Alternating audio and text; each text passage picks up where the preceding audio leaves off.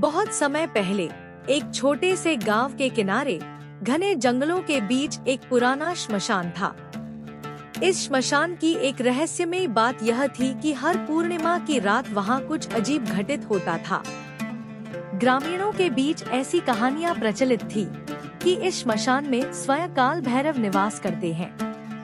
कहते थे कि जो भी उस रात श्मशान में जाता है वह कभी वापस नहीं लौटता।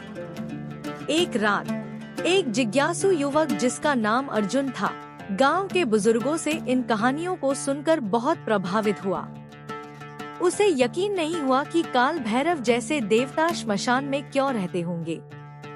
आखिरकार अर्जुन ने ठान लिया कि वह इस रहस्य का पता लगाएगा और सत्य को उजागर करेगा। पूर्णिमा की रात जब सभी गांव वाले घरों में बंद हो गए, अर्जुन साहस बटोरकर श्मशान की ओर चल पड़ा। उसके पास एक दीपक और एक ताबीज था जो उसे उसकी मां ने आशीर्वाद स्वरूप दिया था। श्मशान में कदम रखते ही उसने महसूस किया कि चारों ओर सन्नाटा और ठंडक है। कुछ दूर चलते ही उसे ऐसा लगा मानो किसी की दृष्टि उस पर टिकी हुई है। अचानक दीपक की रोशनी मंद होने लगी और अर्जुन ने सामने एक अद्भुत दृश्य देखा।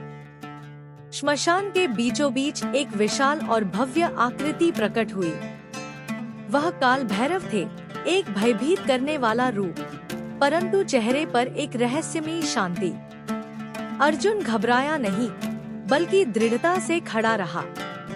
काल भैरव ने मुस्कुराते हुए अर्जुन से पूछा, तुम यहाँ क्यों आए हो पुत्र?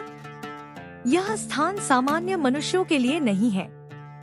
अर्जुन ने साहस जुटाकर कहा, प्रभु, मैंने सुना है कि आप श्मशान में निवास करते हैं। मैं यह जानने आया हूँ कि देवताओं के लिए यह स्थान क्यों?